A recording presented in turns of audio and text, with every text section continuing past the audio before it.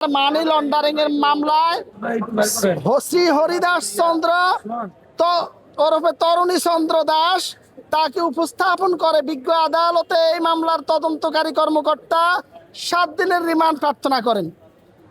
আসামি পক্ষ রিমান্ড নামঞ্জুরের প্রার্থনা করেন। রাষ্ট্রপক্ষ রিমান্ড মঞ্জুরের পক্ষে শুনানি উভয় পক্ষের শুনানি অন্তে সন্তুষ্ট হয়ে বিজ্ঞ আদালত এই আসামিকে 4 দিনের রিমান্ড প্রার্থনা মঞ্জুর করেন।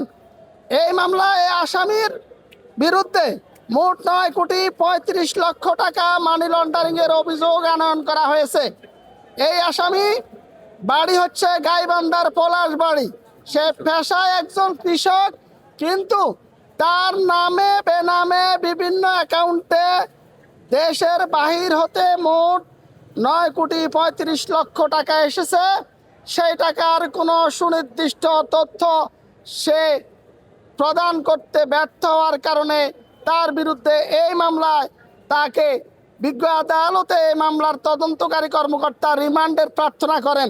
কারণ এই টাকার উৎস কি, এই টাকা প্রেরণের সাথে কারা জড়িত রয়েছে এবং এইটার পিছনে বহির্বিশ্বের বা প্রতিবেশী রাষ্ট্রের গোয়েন্দা সংস্থা রয়ের সম্পৃক্ততা আছে কিনা, বা বাংলাদেশের শৃঙ্খলা, বাংলাদেশের শান্তি সম্প্রীতি নষ্ট করার কোনো চক্রান্ত জড়িত আছে কিনা, সেই বিষয়ে তার কাছ থেকে তথ্য আদায়ের জন্য এবং তার উদ্যোগে যে 82 ফুট রাম মূর্তি নির্মাণের পরিকল্পনা এবং বাস্তবায়নের দিকে এগিয়ে যাচ্ছে, সেই বিষয়ে তাকে কারা সহযোগিতা করছে, মূলত এই অর্থের যোগানদাতা কারা, কারা কারা এই দেশি বিদেশি ষড়যন্ত্রকারীদের সাথে সম্পৃক্ত, সেই বিষয়ে পূর্ণাঙ্গ তথ্য জানার জন্য মামলার তদন্ত কর্মকর্তার ন্যায় বিচারের স্বার্থে অন্যান্য তথ্য পুনরুদ্ধারের জন্য এই আসামিকে বিজ্ঞ আদালতে আমরা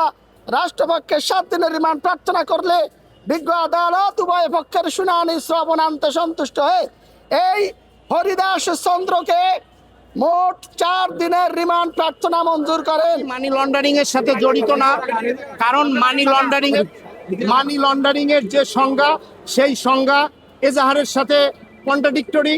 এবং ওনাকে যে টাকার কথা আপনারা বললেন যে কে দিয়েছে, ওনার হাজার হাজার ভক্ত, ওনার একটা বড় মন্দির আছে, সেই মন্দিরে হাজার হাজার ভক্ত আছে, সেই ভক্তরা বিভিন্ন সময় বিভিন্নভাবে তাকে এই টাকাগুলো প্রেরণ করেন। উনি কখনো বিদেশ থেকে কোনো টাকা আনেননি বা এরকম কোনো তথ্য এফআইআর এ নাই। আচ্ছা, তার এই মন্দির বা তার যে আয়ের যে মানে যে টাকাগুলো আসলে এগুলো কি সরকারের বা এটা আমরা বলতে পারবো না, কারণ এই বিষয়ে আমাদের কোনো তথ্য নাই, আমরা এই বিষয়ে কোনো উত্তর দিতে পারবো না। দুঃখিত। শ্রী হরিদাস চন্দ্র তরণী দাসের অ্যাডভোকেট হিসেবে আজকে উত্তরা পশ্চিম থানার মামলা নাম্বার 17/7/2026 বিজ্ঞ আদালতে শুনানি করেছি। রাষ্ট্রপক্ষ হরিদাস চন্দ্র তরণী দাসকে মানি লন্ডারিং আইনে একটা মামলা দিয়েছেন।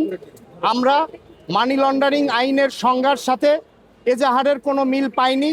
আমরা রাষ্ট্রপক্ষকে আমরা বিজ্ঞ আদালতকে সমস্ত কথা বলেছি, উভয় পক্ষকে বিজ্ঞ আদালত শুনেছে। বিজ্ঞ আদালত শুনে জামিনের আবেদন বাতিল করেছে, আর রিমান্ডের বিষয়ে নথি পর্যালোচনায় আদেশ দিবেন এই মর্মে আমাদেরকে বলেছেন। আমাদের সাথে অনেক অ্যাডভোকেট ছিলেন, সবাই আমাদের সহযোগিতা করেছেন, সবাইকে ধন্যবাদ। পরবর্তীতে আমরা জানতে পেরেছি যে ওনাকে আসামিকে নাকি 4 দিনের রিমান্ড দিয়েছে, যেটা আমরা ওপেন কোর্টে শুনিনি, আমরা লোকমুখে শুনতে পেরেছি। পরবর্তীতে 4 দিনের রিমান্ড